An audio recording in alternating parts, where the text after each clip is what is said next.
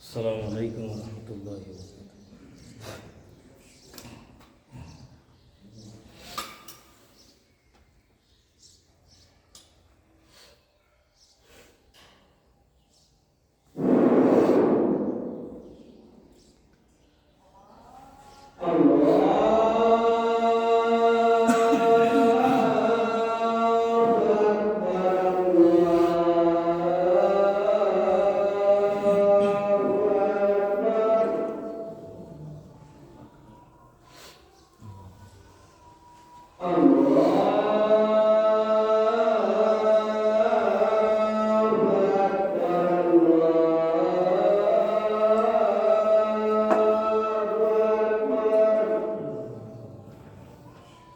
বারাকাতুহু।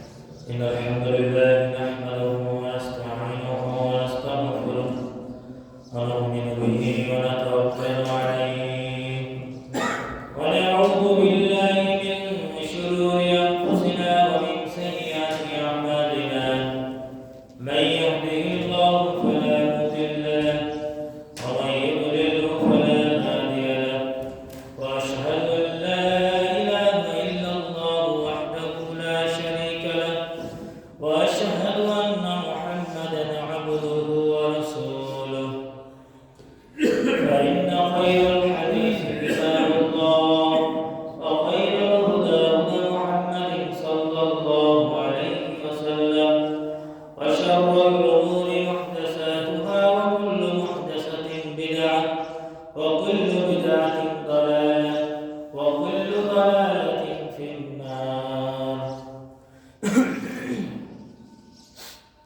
أعوذ بالله من الشيطان الرجيم بسم الله الرحمن الرحيم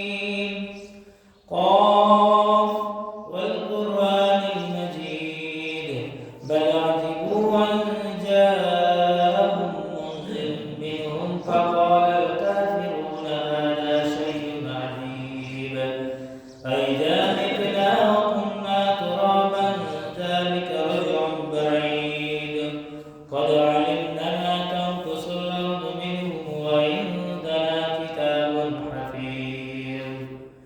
أعوذ بالله من الشيطان الرجيم. بسم الله الرحمن الرحيم.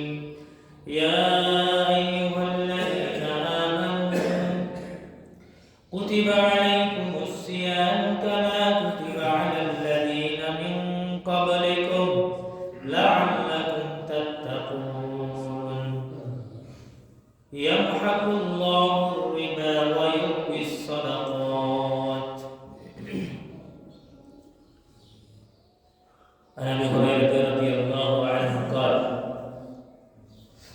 قال رسول الله صلى الله عليه وسلم: من فطر صائما أو جهز غازيا فله مثل أجره. رواه আবু দাউদ। যাবতীয় গুণগান, যাবতীয় প্রশংসা সেই মহান রবের জন্য, যার অশেষ কৃপায় আমরা রমাদানুল মুবারকের মধ্যে একে একে প্রায় 9টি সিয়াম শেষ করে ফেলেছি। এভাবে আমাদের মাস শেষ হয়ে যাবে, এভাবে আমাদের বছর শেষ হয়ে যাবে, দেখতে দেখতে এভাবে আমাদের এই হায়াত, এই জিন্দেগি শেষ হয়ে যাবে। এখান থেকে আমাদেরকে শিক্ষা নিতে হবে যে আমরা প্রথমে সিয়াম রাখলাম, দেখতে দেখতে প্রায় 9টি সিয়াম পরিণত হয়েছে। আমরা আমাদের বয়সগুলোকে এইভাবে পার করে ফেলছি। আমরা কি কতটুকু আল্লাহ সুবহানাহু ওয়া তাআলার দরবারে সিয়ামের যে বারাকা, সিয়ামের যে মাগফিরাত, বরকত, রহমত আমরা গ্রহণ করতে পারছি, তা আল্লাহ সুবহানাহু ওয়া তাআলা ভালো জানেন। তবে কিছু আমল রয়েছে, কিছু কাজ রয়েছে, যে কাজগুলো সম্পাদন করলে আল্লাহ সুবহানাহু ওয়া তাআলা এবং তার প্রিয় হাবিব শেষ নবী মুহাম্মদ রাসূলুল্লাহ সাল্লাল্লাহু আলাইহি ওয়াসাল্লাম ঘোষণা দিয়েছেন, আমরা সেই বারাকা, সেই সম্মান লাভে ধন্য হব ইনশাআল্লাহ। সেই রবের দরবারে শুকরিয়া জ্ঞাপন করি, বলি আলহামদুলিল্লাহ, যার অশেষ কৃপায় আমরা রমাদানের এই নেকি সওয়াব উপভোগ করছি। আলহামদুলিল্লাহ। অসংখ্য দরুদ সালাত সালাম দস্ত হোক মানবতার মুক্তির দিশারি রহমাতুল আলামিন খাতামুন নবীন, যিনি নিষ্পাপ মাসুম, তার আগের এবং পরের সমস্ত গুনাহ খাতা আল্লাহ ক্ষমা করে দেওয়ার পরেও তিনি এত বেশি বেশি দান এবং সাদাকা করতেন, যেটা দেখলে আমাদের লজ্জা হওয়া উচিত, আমাদের শরম হওয়া উচিত, আমাদের শিক্ষা নেওয়া উচিত। আমরা এত পাপী হওয়ার পরেও, এত গুনাহগার হওয়ার পরেও আমরা দান এবং সাদকা থেকে পরমভাবে বিরত রয়েছি, চরমভাবে এবং অত্যন্ত ন্যাক্কারজনকভাবে বিরত রয়েছি। সেই রাসূল সাল্লাল্লাহু আলাইহি ওয়াসাল্লামের প্রতি আমরা দরুদ পাঠ করি, সাল্লাল্লাহু আলাইহি ওয়াসাল্লাম, আল্লাহুম্মা সাল্লি আলাইহি ওয়া বারিক আলাইহি। কানা আজওয়াদুন নাস, আল্লাহ রাসূল সাল্লাল্লাহু আলাইহি ওয়াসাল্লাম মানুষের মধ্যে সবচেয়ে বেশি দানশীল ছিলেন। তিনি মানুষের মধ্যে সবচেয়ে বেশি দানশীল ছিলেন, অথচ তার জন্য আল্লাহ সুবহানাহু ওয়া তাআলা জান্নাতকে নির্ধারণ করে রেখেছেন। তার আগের এবং পরের সমস্ত পাপকে আল্লাহ সুবহানাহু ওয়া তাআলা মিটিয়ে দিয়েছেন। এরপরেও তার এত দান করার প্রয়োজন হলো। আকুনু কানা আবদান শাকুরা, যখন তিনি অত্যন্ত কঠিনভাবে কঠোর পরিশ্রমের মাধ্যমে তাহাজ্জুদের সালাত আদায় করছিলেন, জিহাদের মাঠে গিয়েও রাত্রিবেলায়, তখন আবু বকর যখন দেখলেন যে তার কঠিন একটা অবস্থা হয়েছে, পা ফুলে গিয়ে তার পা দিয়ে রস চুইয়ে পড়ছে, অথচ তিনি নবী, তিনি সাইয়্যিদুল মুরসালিন, খাতামুন নবী, এরপরে তিনি এত কঠোর পরিশ্রম করছেন। আবু বকর রাদিয়াল্লাহু আনহু বললেন যে আল্লাহ সুবহানাহু ওয়া তাআলা কি আপনার আগের এবং পরের পাপ ক্ষমা করে দেননি?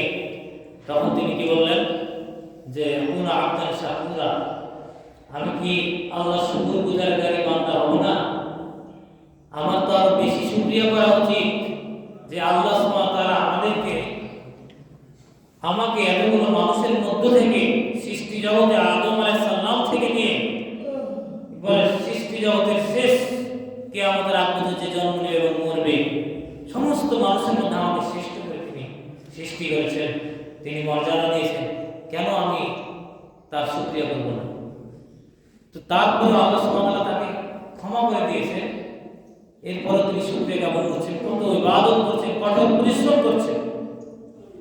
কিন্তু আমরা আমাদের দুঃখজনক বিষয় যে আমরা এত পাপী, আমরা সকলে কত দিনে রাতে পাপে লিপ্ত রয়েছি, জাহান্নামে চলে যাওয়ার মতো গুনাহে লিপ্ত রয়েছি। তারপরে আমাদের বোধোদয় হয় না, আমাদের চিন্তা ভাবনা, আমাদের মধ্য থেকে পাপের পঙ্কিলতার যে বেড়াজাল রয়েছে, যে কলুষতা রয়েছে, গীবতের যে নোংরা আচ্ছাদন রয়েছে, হিংসার যে অন্তরের কলুষতা রয়েছে, দুনিয়ার মহাপাপের যে সমস্ত পঙ্কিলতা রয়েছে, এগুলো থেকে আমরা নিজেকে পবিত্র এবং সাফ করতে পারছি না, সক্ষম হচ্ছি না। আমরা হয়ে গেছি নির্ভয়, নির্ভীক। পরকাল সম্পর্কে যার যত জ্ঞান কম, আল্লাহ সম্পর্কে, আল্লাহর ক্ষমতা সম্পর্কে যার যত এলেম কম রয়েছে, তার তত আল্লাহ সম্পর্কে ভয় কম রয়েছে। যে যত পাপী, যে যত দুনিয়াদারি, সে তত আল্লাহ এবং তার রাসূলকে কম চিনে, পরকাল সম্পর্কে সে কম জানে এবং তার ঈমান তার এলেম অনুযায়ী হয়ে থাকে।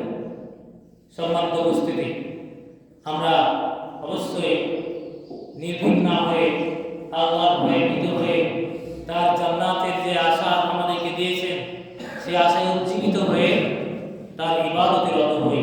এখনো সময় রয়েছে। আমরা জানি না আজকে কি মারা যেতে পারে বা কালকেও কি মারা যেতে পারে, এটা বলতে পারবো না। তবে এই সুযোগ আমরা পেয়েছি রমজানের, এই সুযোগকে হাত ছাড়া করা যাবে না।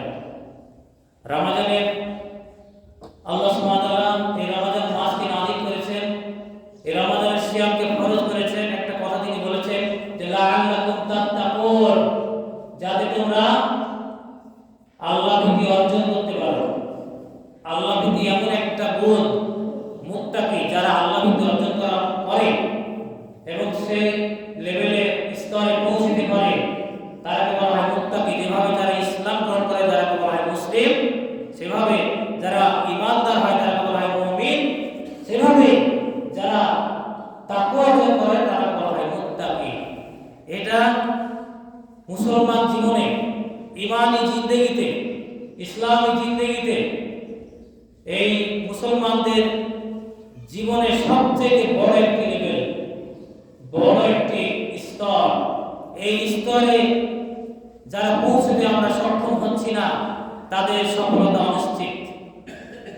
মুত্তাকির স্তরে যতক্ষণ না আমরা যতক্ষণ অন্যায় থেকে বিরত থাকি, সেই অন্যায় থেকে বিরত থাকার পিছনে সবচেয়ে বড় হাতিয়ার হলো তাকওয়া। তাকওয়া, একজন মানুষ যত বড় মুসলমান হোক না কেন, তার মধ্যে যদি তাকওয়া না থাকে, তার কখনোই সম্ভব নয় জান্নাতে যাওয়া, এবং তার পক্ষে সম্ভব নয় যে সে পাপ পঙ্কিলতা থেকে বিরত থাকবে। আর এই মাসটি হলো ওই মাস, যে মাসের মধ্যে তাকওয়া অর্জন করে মুত্তাকি হওয়া যায়। এই মাস হচ্ছে সেই মাস যে মাসে আল্লাহ সুবহানাহু ওয়া তাআলা হাজার মাসের চাইতে বেশি সওয়াব রেখেছেন। হাজার মাসের সমান বলে মনে করে ভুল ভাববেন না, যে আবার গুণ ভাগ করে কে 80 বছরে রূপান্তরিত না করে আমরা কখনোই এরকম হিসাব করে ভুল করব না। হাজার মাসের সমান নয়, হাজার মাসের চাইতে কত বেশি, এই হিসাবের শেষ শুধু আল্লাহ সুবহানাহু ওয়া তাআলাই ভালো জানেন। আল্লাহু আ'লাম। এই মাসে অসংখ্য জাহান্নামীকে মুক্তি দেওয়া হয়। তারপর এই মাসে আমরা কতটুকু তাকওয়া অর্জন করতে পেরেছি? আমি এজন্য হাদিসটা বারবার বলি, আল্লাহ রাসূল সাল্লাল্লাহু আলাইহি ওয়াসাল্লাম ইরশাদ করেছেন, বুখারী মুসলিমের হাদিস, যে ব্যক্তি এই রমজান মাসে মান লাম ইয়াদা কাওলা যুর ওয়াল আমাল বিহি, এই রমজান মাসে যারা অনর্থক কথা এবং কাজ, ফাহিশ কথা এবং কাজ থেকে বিরত থাকতে পারলো না, তার ফালাইসা লিল্লাহি হাজাতুন ফি আন ইয়াদা তুআমাহু ওয়া শারাবাহু। আল্লাহ সুবহানাহু ওয়া তাআলা এই যে এই বান্দাদের রোজা রেখেছে এবং সে সিয়াম রেখে না খেয়ে আছে, তার পানীয় থেকে বিরত রয়েছে এবং পানাহার থেকে বিরত রয়েছে, এটা আল্লাহ সুবহানাহু ওয়া তাআলার কোনো প্রয়োজনই নেই। সে অনর্থক সিয়াম রেখেছে। যদি সে সিয়াম রাখা অবস্থাও সে গীবত ছাড়তে না পারে, সুদ ছাড়তে না পারে, ঘুষ ছাড়তে না পারে, বিড়ি ছাড়তে না পারে, এটা একটা অনর্থক কাজ এবং অপচয়, শয়তানের ভাই। আমরা মনে করি যে রোজা খুলে বিড়ি খাবো, যে অনেকে এইভাবে আমরা ইফতারের পরে সেবন করি, ধূমপান করি। তা আসলে রমজান মাস কি শুধু দিনের বেলায়, রাতের বেলায় কি রমজান মাস নয়? আমরা মনে করি যে ইফতার করে দিলাম রমজান মাস শেষ, এটি আমাদের অজ্ঞতার পরিচয়। রমজান মাস রাত এবং দিন পুরা, এই রমজান মাস পুরাটাই দিন এবং রাত মিলে একটি মাস হয়। এই জন্য আমরা রাত্রিবেলাতেও কোনো পাপ করার সুযোগ নেই, কেননা এই লাইলাতুল কদর কিন্তু রাত্রে এসেছে। যে রাত্রে আপনি বিড়ি খাচ্ছেন, মনে করছেন যে আমি মনে হয় এই ইফতারের পরে করছি তো এটা গুনাহ হবে না, কিন্তু রমজান মাস দিনেও যেমন রাতেও তেমন, এটা একটা বিধান। সুবহে সাদেক থেকে নিয়ে সূর্যাস্ত পর্যন্ত পানাহার থেকে বিরত থাকা এবং সমস্ত নিষেধ যে কর্মগুলো রয়েছে আল্লাহ সুবহানাহু নিষেধ করেছেন, এই সমস্ত কিছু হালাল কাজও রমজান মাসে নিষেধ রয়েছে, যেগুলো অন্যান্য মাসে হালাল। এই সমস্ত নিষিদ্ধ বিষয় থেকে বিরত থাকার নাম হচ্ছে সিয়াম, এবং সকল প্রকার অনর্থক কথা এবং কাজ থেকে। এই জন্য আমরা খেয়াল করবো যে এই লাইলাতুল কদর, এই সমস্ত তারাবি এই রাত্রেই রয়েছে, যে রাত্রে আপনি বিড়ি সিগারেট ধূমপান করছেন এবং এই রমজান মাসের পবিত্রতাকে নষ্ট করছে। এই সিয়াম শব্দের অর্থ হল বিরত থাকে। সিয়াম শব্দের অর্থ বিরত থাকা। কি থেকে বিরত থাকা? যাবতীয় অন্যায়, অপকর্ম, অনর্থক কথা এবং কাজ থেকে বিরত থেকে আল্লাহ সন্তুষ্টি অর্জন করার মাধ্যমে, মুত্তাকি হওয়ার মাধ্যমে আল্লাহ সন্তুষ্টি অর্জন করা। মুত্তাকি না হতে পারলে জান্নাত যাওয়া সম্ভব নয়। আল্লাহ তাআলা বলেছেন, উইদ্দাত লিল মুত্তাকিন মাসালুল জান্নাতিল্লাতী উইদ্দাত লিল মুত্তাকিন। আল্লাহ তাআলা এই জান্নাতকে প্রস্তুত করেছেন মুত্তাকিদের জন্য, আর অন্যদের জন্য নয়। যত মুসলমান হোক না কেন, ওর যদি ভিতরে তাকওয়া না থাকে, সে ব্যক্তি কখনোই পাপ থেকে বিরত থাকতে পারবে না। অতএব রমজান মাসের ট্রেনিং এর মাস, একটি মাস ট্রেনিং। আমরা বিভিন্ন সময় বিভিন্ন ট্রেনিং নিয়ে থাকি, 1 মাসের 6 মাসের কোর্স করে থাকি। কম্পিউটার কোর্স, আর্মিরা ট্রেনিং নিয়ে থাকে 6 মাস, 1 বছর, বিভিন্নভাবে বিভিন্ন ক্যাটাগরিতে তারা ট্রেনিং নিয়ে থাকে। এই ট্রেনিং নিয়ে ট্রেনিং পরবর্তী মাসগুলোতে যদি সে ট্রেনিং অনুযায়ী তার জীবন পরিচালনা না করে, তাহলে কি সে সাকসেসফুল হবে না সে চাকরিতে টিকবে? সম্মানিত উপস্থিতি, বিবেক দিয়ে চিন্তা করতে হবে। কম্পিউটার ট্রেনিং নিয়ে আর চাকরিতে আপনি সেই ট্রেনিং অনুযায়ী, দক্ষতা অনুযায়ী কাজ করছেন না, তাহলে কি আপনার সেই চাকরি টিকবে? আর না সেই ট্রেনিং এর কোনো উপকারিতা পাবেন? এটি সম্পূর্ণ নির্বুদ্ধিতা। যত দুনিয়ার ক্ষেত্রে আমরা এই সমস্ত নির্বুদ্ধিতা দেখাই না, দেখাই শুধু ইসলামের ক্ষেত্রে, পরকালের ক্ষেত্রে। দুনিয়ার ক্ষেত্রে কোনো মানুষকে এত বোঝাতে হয় না, পরকালের ক্ষেত্রে এই সত্য বিষয়ে, এই চিরস্থায়ী বিষয়ে যত বোঝাতে হয়। সম্মানিত উপস্থিতি, এই রমজান মাস হচ্ছে ট্রেনিং এর মাস, মুত্তাকি হওয়ার জন্য ট্রেনিং। মুত্তাকি মানে তাকওয়া অর্জন করা, পরহেজগার হওয়া, পাপ থেকে বিরত থাকা। আল্লাহ তাআলা বলেছেন, লাআল্লাকুম তাত্তাকুন, যাতে তোমরা মুত্তাকি হতে পারো। এই জন্য আমি রমজানের এই সিয়ামকে ফরজ করেছি। এই সিয়ামের মাসে আমরা দাড়ি শেভ করে থাকতে পারবো না, আল্লাহ রাসূলের এই আদেশকে অমান্য করছি। এই রমজান মাসেও আমরা ক্যারাম বোর্ড খেলা ছাড়তে পারলাম না। এই রমজান মাসেও আরো যে পাপগুলো আমরা জানি, অনেকে আমরা বলি যে আমরা সবাই সবকিছু জানি কিন্তু জেনে আমল করি না। আসলে এই জানা সেই জানা নয়। আমরা জেনে শুনে যে পাপটা করি এটা আসলে ইলমাল ইয়াকিন, প্রকৃত জানা নয়, প্রকৃত বিশ্বাস নয়। এই জানা হচ্ছে এটি সত্যের বিপরীত। এই জানাতে কোনো ভাবগাম্ভীর্যতা নেই, এই জানাতে কোনো সত্য নেই। প্রকৃত পক্ষে ঈমানের সাথে এই জানার কোনো সম্পর্ক নেই। যদি থাকতো তাহলে অবশ্যই জেনে সে আমল করতো। যে ব্যক্তি দেখা যায় জেনেও আমল করে না, এই ব্যক্তি সবচেয়ে বেশি শাস্তি পাবে আল্লাহর কাছে। এবং বোঝা যাবে যে তার সেই জানার প্রতি তার ঈমান নেই। যে জানা বিষয়ে মানুষ আমল করে না, সেই জানা বিষয়ে তার ঈমান নেই। যখন সে আমলে ব্রতী হতে পারবে তখনই তার ঈমান পূর্ণ হবে।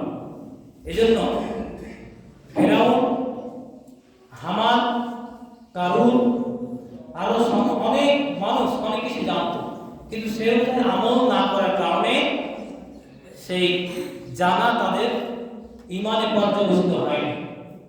জেনে কোনো লাভ নেই, বরং আরো ক্ষতি যদি আমল না থাকে। এই রমজান মাসের অনেক ফজিলত রয়েছে। তার মধ্যে কিছু ফজিলত হলো সায়েমকে ইফতার করানো।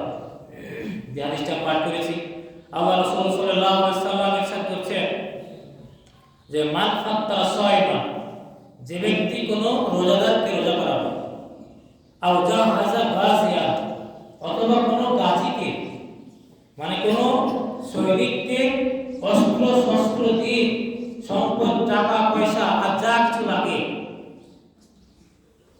এগুলো দিয়ে যারা সহযোগিতা করবে, নিজে হয়তো জিহাদ করতে পারছে না, তার সে সমর্থ নয়, তার ইচ্ছা আছে, কিন্তু সে সম্পদ দিয়ে যে সাহায্য করবে, ওই ব্যক্তি সমপরিমাণ সে শহীদের ওই গাড়ির যুদ্ধ করে যে নাকি পাবে, সমপরিমাণ ওই ব্যক্তি নাকি পাবে। এবং মানফাত্রা সয়মান ফালাও মিসলা আজরু, যে ব্যক্তি কোনো রোজাদারকে শুধু ইফতার করাবে, ফাত্রা সয়মান, রোজাদারকে শুধুমাত্র ইফতার করাবে, সমপরিমাণ সে সওয়াবের অধিকারী হবে। সুবহানাল্লাহ।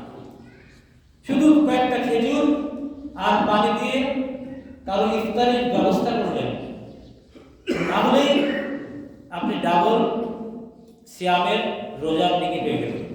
একটা নিজের সিয়াম মানে 30 দিনে যদি 30 জনকে করায় 30টা খেজুর দিয়ে, তাহলে আমার 2 মাসের সওয়াব পেয়ে গেলাম। আলহামদুলিল্লাহ, 2 মাসের সওয়াব। কারণ আল্লাহ সাল্লাল্লাহু আলাইহি ওয়াসাল্লাম বলেছেন যে ব্যক্তি, এবং অনেকে মানুষ মনে করবে যে মনে আমার সবটা কমে যাবে যে রোজা করা, রাসূল তা এই বিষয়ের সমাধান আল্লাহ রাসূল সাল্লাল্লাহু আলাইহি ওয়াসাল্লাম দিয়ে দিয়েছেন।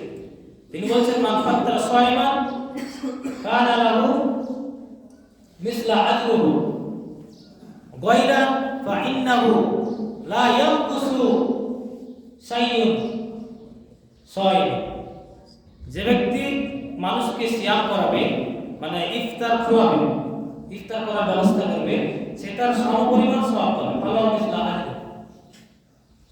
কিন্তু যে ব্যক্তি রোজা করাইছে, যে ব্যক্তি সিয়ামের ব্যবস্থা করছে, তার থেকে কোনো সওয়াব কমানো হবে না, কোনো একটা সওয়াব কমানো হবে না। এটা আল্লাহর পক্ষ থেকে, আল্লাহর কম নেই। মানুষ এই কাজটা করতে পারে, একজনের টাকা কেটে নিয়ে আরেকজনকে দিতে পারে চাকরির ক্ষেত্রে, কিন্তু আল্লাহ তাআলা এই কাজ করে। আল্লাহ সুবহানাহু ওয়া তাআলা উভয়কেই দান করেন। এই জন্য আমরা এই সিয়াম করার পাশাপাশি মানুষকে, যে কোনো রোজাদারকে, যদি সে গরিব হয়, মিসকিন হয়, এটা হলে আরো ভালো। কিন্তু যে কোনো সায়মান, হাদিসে এসেছে সায়মান মানে রোজাদার, সে যেই হতে পারে, তাকে যদি আপনি ইফতার করান তাহলে ইনশাআল্লাহ ডাবল সওয়াবের অধিকারী হবে ইনশাআল্লাহ। আমরা অনেক খাবার নষ্ট করি না।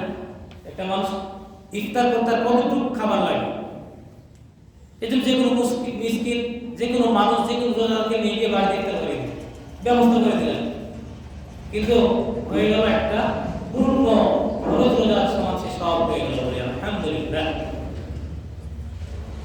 এবং এই সওমে এত ফজিলত, আল্লাহ রাসূল সাল্লাল্লাহু আলাইহি ওয়াসাল্লাম বলেছেন, মান সামা ইয়াওমান ফি সাবিলিল্লাহ, যে ব্যক্তি আল্লাহর উদ্দেশ্যে একটি সওমকে রাখবে, একটি রোজা রাখবে, এটি ফরজ রোজা শুধু বলা হচ্ছে না, যে কোনো রোজা, নফল রোজা হতে পারে, ফরজ হতে পারে। মান সামা ইয়াওমান ফি সাবিলিল্লাহ, যে ব্যক্তি একদিন আল্লাহর উদ্দেশ্যে রোজা রাখবে, আল্লাহ সুবহানাহু ওয়া তাআলা রাসূল সাল্লাল্লাহু আলাইহি ওয়াসাল্লাম বলেছেন যে তার জন্য আল্লাহ তাআলা কি পুরস্কার দিবেন, বা'দাল্লাহু, আল্লাহ সুবহানাহু ওয়া তাআলা দূরবর্তী করে দিবেন মানে নার, জাহান্নামকে 70 খরিফান, 70 বছরের দূরত্ব। সুবহানাল্লাহ। যে ব্যক্তি একটা মাত্র দিন সিয়াম রাখবে, আল্লাহ সুবহানাহু ওয়া তাআলা 70 খরিফান, 70 বছরের পর দূরে করে দিবেন জাহান্নামকে। তাহলে আমরা এত বড় ফজিলত দুনিয়া থেকে হাতছাড়া করি, সরকারি অনুদান আর কিছু আসলে তো দৌড়াদৌড়ি শুরু করে দিই, কত কি করি, তাহলে অবশ্যই আমরা এই সুযোগ হাতছাড়া করবো না। দুনিয়াবি কাজে, দুনিয়াবি বিভিন্ন বাধা আসতে পারে, সমস্যা হতে পারে, কিন্তু আমরা এই সিয়াম নিয়ে করতে হবে ইনশাআল্লাহ। আর সিয়ামের মধ্যে যে হাদিসটি আমি পূর্বে বলেছি, কানা জাওয়াদুন নাস, রাসূলুল্লাহ সাল্লাল্লাহু আলাইহি ওয়াসাল্লাম, আল্লাহ রাসূল সাল্লাল্লাহু আলাইহি ওয়াসাল্লাম তিনি পৃথিবীতে যত মানুষ আছে সবার চাইতে বেশি দানশীল ছিলেন। পৃথিবীতে যত মানুষ আছে সবার চাইতে বেশি দানশীল ছিলেন, এবং যখন সেটি রমজান মাস হতো তখন তার দানের গতি মুক্ত বায়ুর মতো বৃদ্ধি পেয়ে যেত। সুবহানাল্লাহ। অথচ তিনি রাহমাতুল লিল আলামিন, তার সমস্ত আগের এবং পরের পাপ ক্ষমা হয়ে গেছে। তিনি যদি এত দান করেন, তাহলে আমরা যে পাপী, আমাদের কিভাবে দান করতে হবে? মুআয ইবনে জাবাল রাদিয়াল্লাহু আনহু আল্লাহ ডেকে বলছেন যে, মুআয ইবনে জাবাল, আল্লাহ আদুল্লুকা, আমি কি তোমাকে সংবাদ দিব না, আমি কি তোমাকে জানিয়ে দেব না যে আলা আবওয়াবুল খায়রি, যে কল্যাণের দরজাগুলো কি? আবওয়াবুল খায়র মানে এখানে কল্যাণের দরজাগুলো কি কি, আমি তোমাকে সংবাদ দিয়ে দেব না? তো তিনি বললেন যে কুনতু বালা ইয়া রাসূলুল্লাহ সাল্লাল্লাহু আলাইহি ওয়াসাল্লাম, বললাম যে হে আল্লাহর রাসূল, অবশ্যই আপনি আমাকে কল্যাণের দরজা সম্পর্কে, কল্যাণের বাব সম্পর্কে অবশ্যই জানিয়ে দিবেন। তখন তিনি বললেন, ফাকালা আসিয়ামু জুন্নাতুন, এই সিয়াম হলো ঢাল। সিয়াম হলো কি? ঢাল। যুদ্ধের মাঠে আমরা ঢাল ছাড়া কি বাঁচবো? যদি ঢাল ছাড়া যে যায়, সে কিন্তু বেশিক্ষণ টিকতে পারবে না, খুব তাড়াতাড়ি সে সেখানে শহীদ হয়ে যাবে। অনেক মানুষ আছে যে মৃত্যু আশা করে, হ্যাঁ শহীদে আকাঙ্ক্ষা থাকতে হবে তার, কিন্তু এই কথাই নয় ইচ্ছাকৃতভাবে কাফেরের হাতে নিজেকে শহীদ হয়ে যায়, তাহলে কিন্তু এটা আশা করতে হবে, এটি জায়েজ নাই। ইসলামের উপকার করার জন্য বেঁচে থাকারও প্রয়োজন আছে। যদি সেই কাজ করতে গিয়ে মৃত্যু আসে, বাঁচার সমস্ত পথ অবলম্বন করে সেই কাজ করতে হবে, জিহাদ করতে হবে। তারপরে যদি মৃত্যু হয় তাহলে সেটি শহীদ দিবে, ইচ্ছাকৃতভাবে সঁপে দেওয়া যাবে না, বা মরে গেলে যে কাজ হলে এমন নয়। তো তিনি বলেন সাওমু জুন্নাতুন, সিয়াম হলো ঢাল। যুদ্ধের মাঠে ঢাল ছাড়া আমরা দেখবেন আগের যুগে এখন ঢালের প্রচলন ছিল, এখন আরেক যুগ হয়েছে, দুর্গের প্রচলন আছে। তো সিয়াম হলো এই ঢাল। সবচেয়ে কঠিন মাঠ কোনটি? কিয়ামতের মাঠ। যুদ্ধের মাঠ কত কঠিন, কিন্তু কিয়ামতের মাঠে আপনার আমার কোনো ক্ষমতা থাকবে না, কারোই ক্ষমতা থাকবে না আল্লাহর সামনে। এই কিয়ামতের ভয়ঙ্কর মাঠে আমাদের অবশ্যই জাহান্নাম থেকে ঢালের প্রয়োজন রয়েছে। আল্লাহ রাসূল সাল্লাল্লাহু আলাইহি ওয়াসাল্লাম বলছেন যে এটি জাহান্নাম থেকে ঢাল, জাহান্নামের আযাব থেকে ঢাল। মানুষ যখন মৃত্যুবরণ করে সঙ্গে সঙ্গে কবরের ঢাল হিসাবে ঘিরে নেয় তার ইবাদতগুলো, বিশেষ করে তার এই সাদাকাকে বলা হয়, এই সাদাকাকে বলা হয়েছে এটি তার আত্মরক্ষার জন্য ঢাল। তাকে কোনো আযাব তাকে তার কাছে আসতে পারবে না যদি সে সাদাকা করে থাকে, দান করে থাকে। এরপরে তিনি বললেন যে আসিয়াম সিয়াম হলো এই ঢাল। অতএব আমরা এই সিয়াম কত গুরুত্বপূর্ণ আমরা বুঝতে পারলাম। দ্বিতীয় কথা বললেন অসাদাকাতু তুতফির খতিয়াতা।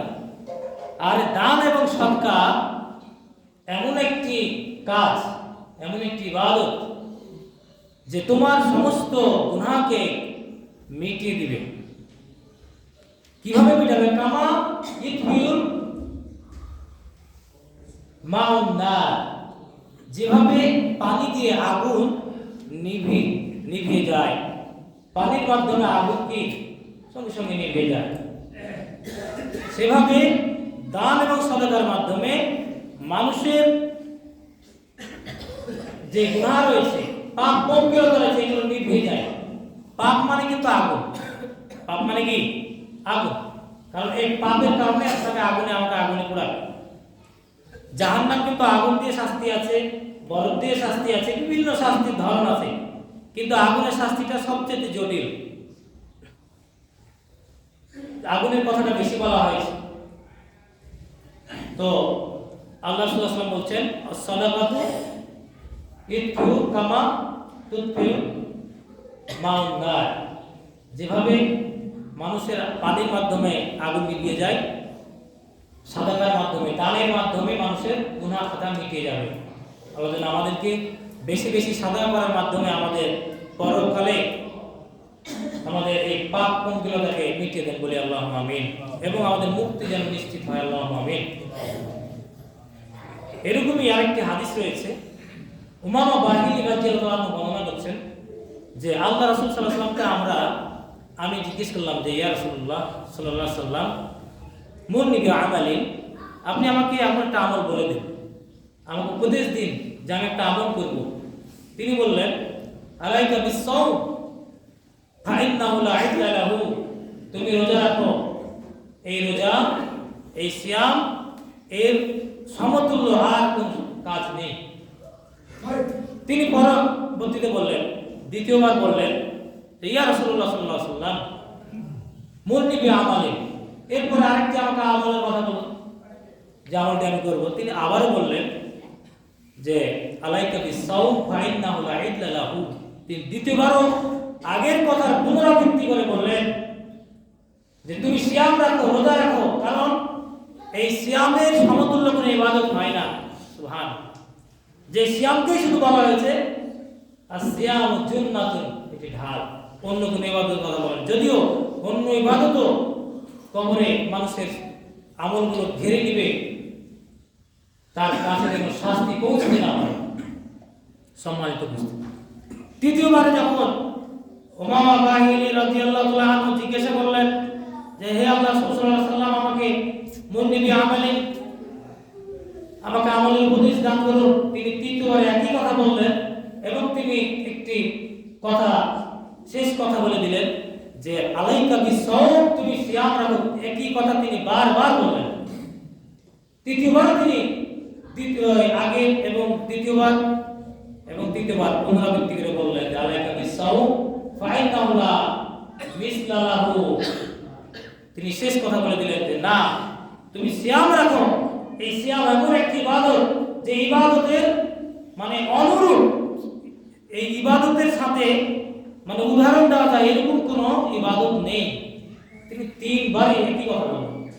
সুবহান, সম্মানিত উপস্থিতি, তাহলে আমরা এখান এই হাদিস থেকে উপলব্ধি করতে পারছি যে সিয়ামের আল্লাহ সুবহানাহু ওয়া তাআলা কত গুরুত্ব দিয়েছেন। হাসিনুম মিনান নার, এবং অন্য হাদিসে বর্ণিত হয়েছে যে এই সিয়াম হলো জাহান্নাম, মানে মানুষের জাহান্নাম থেকে বাঁচার দুর্গ। যে দুর্গে মানুষ যুদ্ধের মাঠে বা বিভিন্ন সময় শত্রু থেকে বাঁচার জন্য নির্মাণ করে, সেই দুর্গ বলা হয়েছে এই সিয়ামকে। যে দুর্গ অবস্থান নেবে, সিয়াম যে নিয়মিত পালন করবে সঠিকভাবে, তবে শর্ত হলো এই সিয়াম রাখা অবস্থায় কওলা জুর ওয়ালা আমাল বি ওয়ালা তাজহাল, এবং মূর্খতা প্রদর্শন করা যাবে না, গর্ববোধ করা যাবে না। এই সিয়াম রাখা অবস্থায় গীবত করা যাবে না। এই সিয়াম রাখা অবস্থায় যাবতীয় অন্যায় অপকর্ম কোনো কিছু করা যাবে না। তাহলে এই সিয়াম দুর্গ হবে, তাহলে এই সিয়াম আমার জন্য ঢাল হবে। কেন আল্লাহ সাল্লাল্লাহু আলাইহি ওয়াসাল্লাম বলছেন যে ফালাসবিল্লাহ হাজাতুল আইয়াদা ফি আইয়াদা আমার সারাবাহু ওয়া তামাহু, যে ব্যক্তি সিয়াম রাখা অবস্থায় পাপ কর্ম ছাড়বে না, অন্যায় ছাড়বে না, অযথা কাজ ছাড়বে না, ওই ব্যক্তির সিয়াম আল্লাহ কবুল করবেন না। এটা ক্লিয়ার হাদিস, বুখারী মুসলিম। তাহলে বোঝা গেল যে সেই দুর্বল সিয়াম যদি আমরা চাই, সেই ঢাল স্বরূপ সিয়াম যদি আমরা চাই, তাহলে এই সিয়ামের পবিত্রতা রক্ষা করতে হবে, এই শিক্ষাকে অর্জন করতে হবে। এবং সিয়ামের যে শিক্ষাগুলো রয়েছে, সিয়ামের যে পবিত্রতা এবং মুত্তাকি হওয়ার যে বিষয়গুলো রয়েছে, এগুলোকে আমাদেরকে অবশ্যই পালন করতে হবে। আমাদেরকে তৌফিক করেন বলে আল্লাহুম্মা আমিন। এই সিয়ামের মাসে অনেকে ইফতার করার সময় আমরা দুইভাবে ইফতার করি। আমরা অনেকে আছি ইফতার সঙ্গে সঙ্গে করি, অনেকে আছি সময় হওয়ার আগে ইফতার করি না। সময় হওয়ার আগে ইফতারের ব্যাপারে হাদিসে এসেছে, যে ব্যক্তি আল্লাহ রাসূল সাল্লাল্লাহু আলাইহি ওয়াসাল্লাম স্বপ্ন দেখেছেন তা ওহী। তিনি বলছেন যে আমাকে দেখানো হলো এক ব্যক্তিকে উল্টা করে ঝুলানো আছে রশি দিয়ে বেঁধে, এবং তার চুলগুলো ছেঁড়া রয়েছে এবং মুখ দিয়ে রক্ত প্রবাহিত হচ্ছে, এবং তার ব্যাপারে বলা হলো যে এই এমন রোজাদার যে ব্যক্তি ইফতার করত কখন? সময় হওয়ার আগে।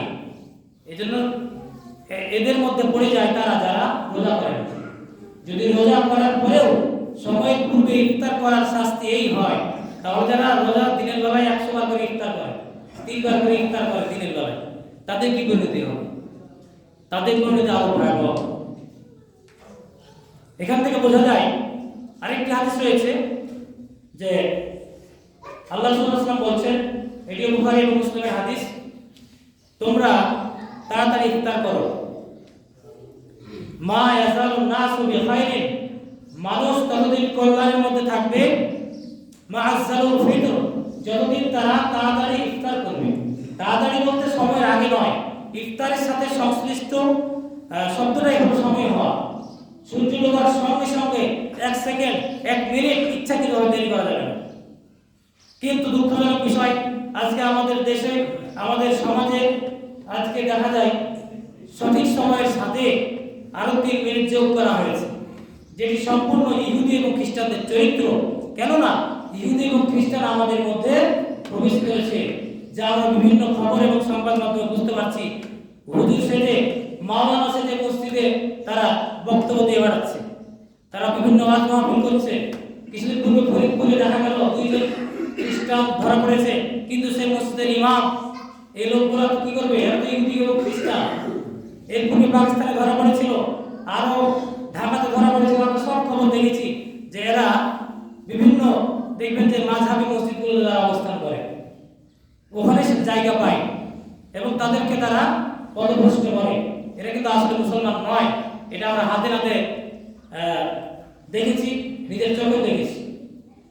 এবং এই ব্যাপারে হাদিসে এসেছে, আল্লাহ রাসূল সাল্লাল্লাহু আলাইহি ওয়াসাল্লাম আবু হুরায়রা থেকে বর্ণিত, তিনি বলেন যে আল্লাহ রাসূল সাল্লাল্লাহু আলাইহি ওয়াসাল্লাম ইরশাদ করেছেন যে লা ইয়াজালু দীনু যাহিরা, এই ইসলাম এবং এই দ্বীন ততদিন বিজয়ী থাকবে, যতদিন সবার চাইতে উপরে থাকবে, যতদিন মা আযালুল ফিতরুন নাস, মানুষ যতদিন তাড়াতাড়ি ইফতারি করবে। তাড়াতাড়ি বলতে সময় হওয়ার সঙ্গে সঙ্গে ইফতারি করবে, ততদিন এই দিন বিজয়ী থাকবে। লিআন্নাল ইয়াহুদি ওয়ান নাসারা ইয়াখিরুন, ইহুদি এবং নাসারারা কি করে? দেরি করে ইফতার করে। এখান থেকে তাহলে বোঝা যাচ্ছে দেরি করে ইফতার করা কাদের চরিত্র। এইজন্য একে অপর যাকে তাকে শুধু ইহুদি খ্রিস্টানদের দালাল বলে দিলে হবে না। আসলে নিজেদের মধ্যে এই চরিত্র আছে কিনা একটু খতিয়ে দেখতে হবে কোরআন এবং হাদিস দিয়ে। তো ইহুদি খ্রিস্টানদের চরিত্র কি? দেরি করে ইফতার করা। সময় হয়ে গেছে, তারপর আপনি 3 মিনিট দেরি করার অধিকার কোথায় পেলেন? আমাকে কে অধিকার দিয়েছে? অথচ ইসলাম নিষেধ হয়েছে। আর বলা হয়েছে যে ব্যক্তি এই কাজ করবে, দেরি করবে, সে ইহুদি খ্রিস্টানদের চরিত্রে ভূষিত হবে এবং সে কল্যাণও পাবে না, আর তার দিনও বিজয়ী হবে না। এই জন্য সমাজের উপস্থিতি আমরাও যারা বুঝি তারাও দেখবো যে যখন ওইরকম পরিবেশে যায়, সেরকম যারা দেরি করে ইফতার করে, তখন আমরা জেনে বুঝেও তাদেরকে খুশি করার জন্য ওই লোকগুলোকে যারা 3 মিনিট 5 মিনিট পরে ইফতার করে বলে যুক্তি দেয় যে আমরা এত সারা দিন থাকতে পারলাম আর এখন কি থাকতে পারবো না, তাহলে আপনি সারা রাত থেকে যার সমস্যা কি আর 1 ঘন্টা তো থাকতে পারবে। তাহলে যুক্তি দিয়ে ইসলাম চলে না, ইসলাম চলে আল্লাহ এবং তার রাসূলের কথায়। তো এখানে অনেক সময় ওই সমস্ত পরিবেশে গিয়ে ওই সমস্ত মানুষকে খুশি করার জন্য কি করি, ওদের সাথে তাল মিলে ইফতার করি। এটি সম্পূর্ণ হারাম। এদের দিন আল্লাহ কখনই কবুল করবেন না, যারা লোক দেখানো ইবাদত করে। ইসলামে যা কিছু আদেশ রয়েছে, ইসলামে যেভাবে নির্দেশনা রয়েছে, পৃথিবী উল্টে গেলে ওইভাবে চলতে হবে। এর নাম হচ্ছে ঈমান, এর নাম হচ্ছে দ্বীন। আল্লাহ যেন আমাদেরকে ইফতারে সঠিক সময় করে এই সিয়ামকে কবুল করেন বলে আল্লাহ আমিন। এবং এই রমাদানে বেশি বেশি দান সদকা করে আল্লাহ যেন আমাদেরকে পরকালে এর বিনিময়ে আমাদের গুনাহ খাতা ক্ষমা করে জান্নাতুল ফেরদাউস দান করেন বলে আল্লাহ আমিন। আল্লাহ যেন আমাদের যারা মারা গেছে, যারা অসুস্থ আছে, যারা ঋণগ্রস্ত আছে, তাদেরকে আল্লাহ সুবহানাহু ওয়া তাআলা যেন ক্ষমা করেন এবং তাদের ঋণের বোঝা যেন তিনি তার শোধ করার তৌফিক দান করেন বলে আল্লাহ আমিন। আল্লাহ যেন আমাদেরকে সকলকে মুত্তাকি হওয়ার তৌফিক দান করেন বলে আল্লাহ আমিন। আলহামদুলিল্লাহ ওয়াহদা ওয়াসসালাতু ওয়াসসালামু আলা রাসূলিল্লাহ ওয়া আলা আলিহি ওয়া সাহবিহি আজমাইন। ربنا آتنا في الدنيا حسنة وفي الآخرة حسنة وقنا عذاب النار. ربنا لا تزغ قلوبنا بعد إذ هديتنا وهب لنا من لدنك رحمة إنك أنت الوهاب. اللهم اغفر لنا وللمؤمنين والمؤمنات والمسلمين والمسلمات وألف بين قلوبهم واصلح ذات بينهم وانصرهم على عدوك عدوهم. اللهم على الكفرة الذين صدوا عن سبيلك